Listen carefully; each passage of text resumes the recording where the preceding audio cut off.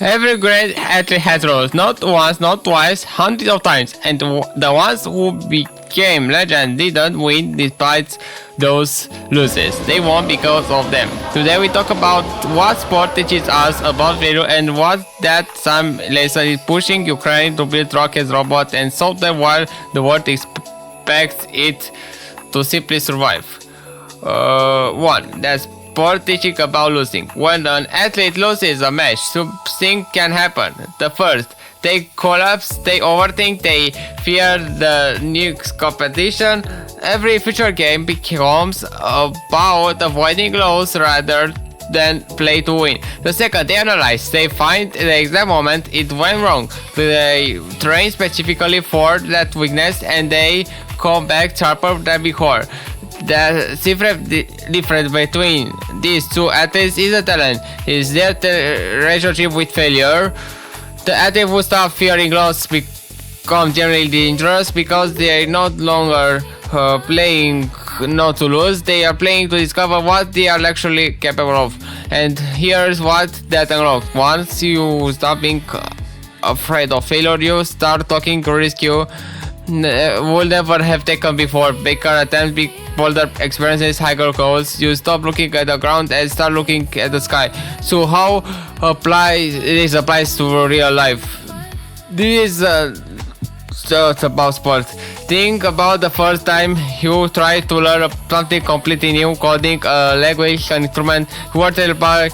It felt embarrassing. Every mistake felt like proof you couldn't do it.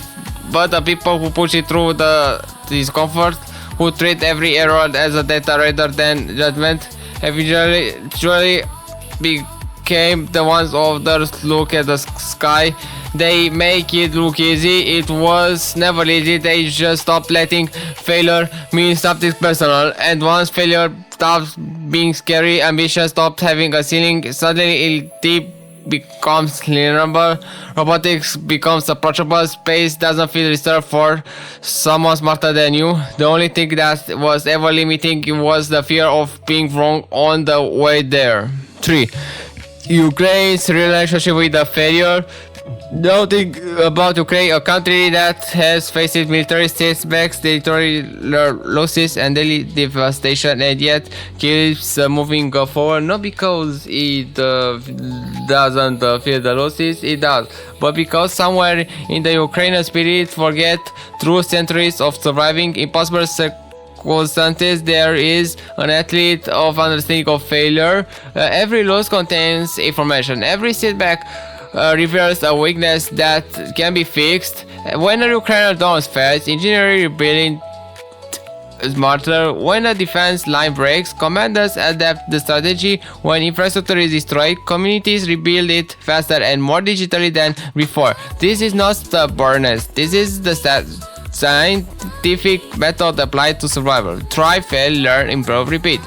4. Thinking about the stars. But here's what makes Ukraine's story genuinely extraordinary. In the middle of a war, while fighting for physical survival, Ukrainians are also building for a future that goes far beyond survival. Ukrainian developers are writing survival used globally. Ukrainian engineers are building drone technology that is changing modern warfare and will eventually change civilian life. Ukrainian robotics startups are emerging from Kiev's tech hubs, even as sirens go off outside. And the most ambitious Ukrainians, the ones who have fully internalized the attitude lesson about the failure, are already thinking about what comes after.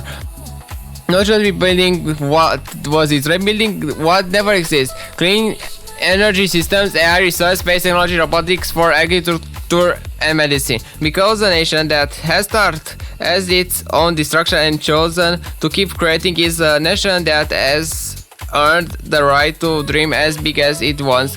When you've losing everything and rebuild, the stars doesn't seem that for anymore. 5. Otro. The athlete who learns from loss become unbeatable. The person who stops fearing failure becomes unlimited. And the nation that treats every setback as data while dreaming of rockets and robots and the future nobody through it would live to see. The nation doesn't just survive, it becomes the future. See you in the next one.